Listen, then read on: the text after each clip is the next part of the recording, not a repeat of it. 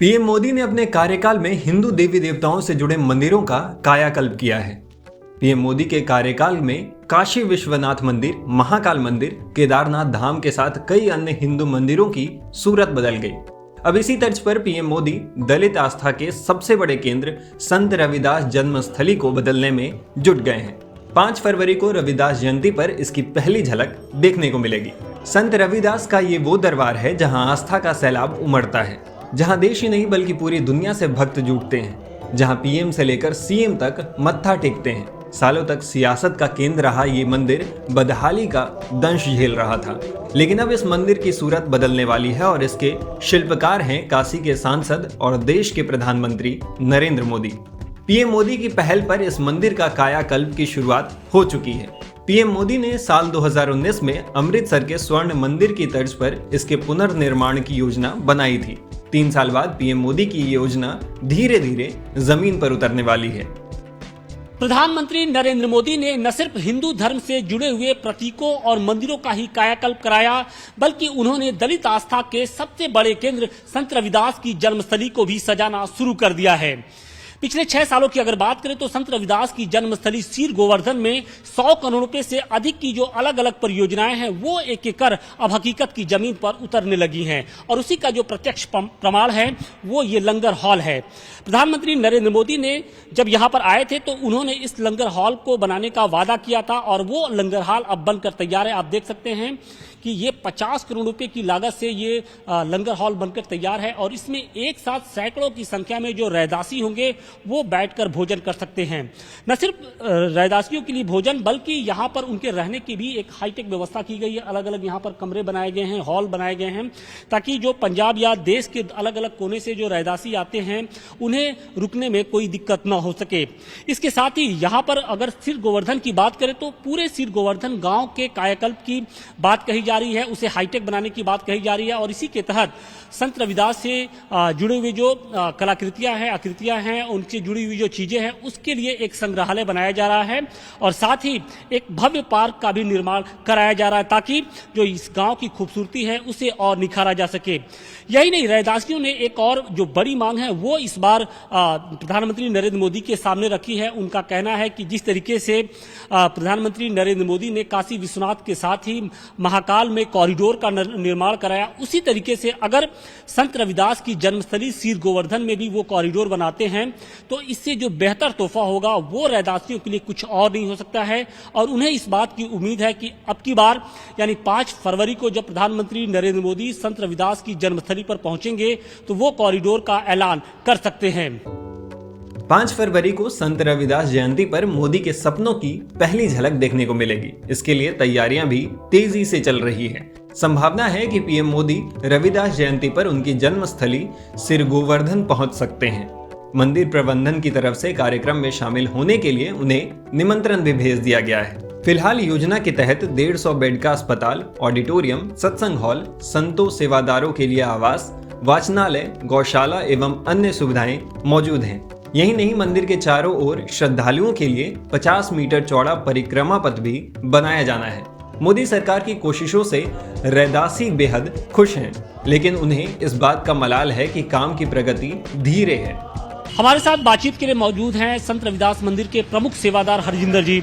हरजिंदर जी, सबसे पहले तो मैं ये जानना चाहूँगा कि इस बार किस तरीके से तैयारियाँ हैं, क्योंकि 5 फरवरी को जन्मस्थली मनाई जाएगी, तो क्या तैयारियाँ हैं? जी सर, बड़ी ज़ोर से तैयारियां चल रही हैं। बहुत कई महीनों से तो हम लोग लगे हुए हैं। तो हमारे पंजाब से सतगुरु स्वामी निरंजन दास जी महाराज जो ट्रस्ट के चेयरमैन हैं, और हमारे ट्रस्टी साहबान और सेवादार सभी महाराज की इस जो 5 फरवरी को जयंती आ रही है उसकी तैयारियों में बहुत महीनों से लगे हुए हैं। संगत के रहने का, खाने का, सभी उनके रुकने। अब मैं ये जानना चाहता हूँ कि पिछले कुछ सालों से चूंकि प्रधानमंत्री नरेंद्र मोदी जो धार्मिक आस्था के जो प्रतीक है, चाहे हिंदू से जुड़े हुए हों चाहे जो दूसरे धर्मों से हैं, वहाँ के कायाकल्प में बहुत से लगे हुए हैं। हमने देखा था कि काशी विश्वनाथ कॉरिडोर का जिस तरीके से मंदिर का कायाकल्प हुआ, फिर उसके बाद महाकाल में वो गए, बद्रीनाथ जा रहे हैं, केदारनाथ जाते हैं, वहां पर कॉरिडोर या इस तरह की जो बड़े बड़े प्रोजेक्ट्स चल रहे हैं, ताकि जो श्रद्धालु हैं, जो जिनका उसमें आस्था होता है उस भगवान में, उसके लिए वो बहुत काम कर रहे हैं। यहाँ के लिए किस तरीके से कार्य किया जा रहा है, क्योंकि दलित आस्था का ये सबसे बड़ा केंद्र है, जो समाज में सबसे निचले पायदान पे हैं, जिनको कहा जाता है उनके ये देवता हैं, उसके लिए उनके लिए अभी तक क्या सरकार ने किया है? जी सर, समय समय सर जो भी सरकार आई है, भारत सरकार सभी ने अच्छा किया है और करते आ रहे हैं। इस बार योगी जी, मोदी जी का भी प्रोजेक्ट, योगी जी का भी 500 करोड़ का प्रोजेक्ट चल रहा है, तो अच्छा काम कर रहे हैं। थोड़ा डिले है, लेट है, लेकिन हम उनसे यही विनती करते हैं कि इसको जल्दी से जल्दी, हमारा समाज में समाज पूछ रहा है, इसको जल्दी से जल्दी इसको तो अभी क्या करते हैं? उम्मीद यही सरकार के करते हैं कि सरकार से कि जल्दी जल्दी जो काम अधूरे पड़े उनको जल्दी संपन्न किया जाए, जल्दी उनको जल्दी पूरा हो जाए वो काम जितने भी है, और बहुत सारे काम अधूरे पड़े हैं, अभी जल्दी हो जाएं तो बड़े धन्यवादी होंगे। संत रविदास में दलितों की अपार आस्था है। रविदास की जन्मस्थली सिर गोवर्धन को दलितों का सबसे बड़ा धर्मस्थल भी कहा जाता है, लेकिन हाल के सालों में यहाँ आस्था पर सियासत भारी पड़ती दिखी। रविदास जयंती पर लगने वाले जलसे में नेताओं का खूब जमघट लगता था और चुनावी साल में तो लाइन लग जाती थी। पीएम मोदी यहाँ साल 2016 और 2019 में आ चुके हैं। इसके अलावा अरविंद केजरीवाल, प्रियंका गांधी, मायावती और अखिलेश यादव जैसे राजनीति के धुरंधर संत रविदास के दरबार में हाजिरी लगा चुके हैं। इस बार कई दिग्गजों को भी न्योता भेजा गया है। सरकार की व्यवस्था के बारे में हम तो कुछ नहीं जानते हैं, लेकिन आप कह रहे हैं तो अच्छा होगा।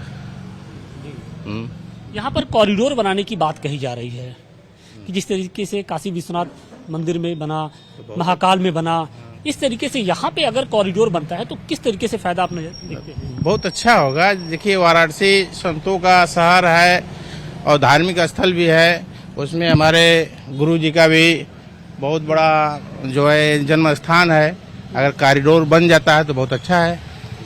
हाँ, पर्यटक भी बहुत अच्छे आएंगे और ये थोड़ा गरीबों के, अरे वो क्या बोला जाता है, अशुद्ध, हाँ, अशुद्धों से निकले हुए हैं, बड़े कष्ट और पीड़ा के साथ अपनी भक्ति इस धर्म जगत में ऊंचा स्थान पाए हैं, तो कॉरिडोर बनेगा तो अच्छा तो होगा। अच्छा, दलित आस्था का सबसे बड़ा केंद्र है, लेकिन अभी तक उपेक्षित था सालों तक।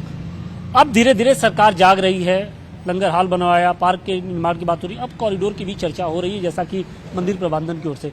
अगर ऐसा कुछ होता है तो क्या प्रभाव पड़ेगा, कितना बदलाव? बहुत ज़्यादा बदलाव दिखेगा, इसलिए कि कॉरिडोर बन जाता है सरकार के माध्यम से, तो मंदिर तो जो संस्था है और आगे बढ़ेगा, और जिस भक्ति के नाम से महाराज को जाना जाता है, हम लोग जानते थे, और देश विदेशों में चर्चा होगी। पहले क्या स्थिति थी और अब इन 8 सालों में कितना बदलाव हुआ है? तो बहुत बदलाव हुआ है सर। हम लोग तो आए थे, लंगर भी देखे हैं वहाँ, और जो भी लोग आ रहे हैं वो नहीं पूछा जा रहा है कि आप कहाँ से आए हैं, कौन है, क्या हैं। थाली उठाइए, खाना खाइए, प्रसाद खाइए, चले जाइए, इतना बड़ा और साफ सुथरा ढंग से। सरकार की कोशिशों को क्या कहेंगे? सरकार के भी जो नुमाइंदे हैं वो लगातार आ रहे हैं, योगी आदित्यनाथ खुद इसमें इंटरेस्ट ले रहे हैं, पीएम नरेंद्र मोदी ने भी कहा कि हम इसकी सूरत बदलेंगे। अच्छी बात है सर, अगर सरकार इस तरह का मानसिकता रखे तो बहुत अच्छी बात है। अगर कॉरिडोर बनता है तो कुछ और बड़े बदलाव देखने को मिलते हैं? बहुत आपके कथनानुसार अगर बनता है तो बहुत ही बड़ा इसका व्यवस्था बढ़ जाएगा हमारा समझ से। सरकार चाहेगी तो बन जाएगा। आप लोग की डिमांड, आप लोग डिमांड करते हैं? जी हाँ, कॉरिडोर बनने की डिमांड हम करते हैं। ये टूरिस्ट हैं। हाँ, ठीक है। क्या नाम है आपका? मेरा नाम प्रिंस है।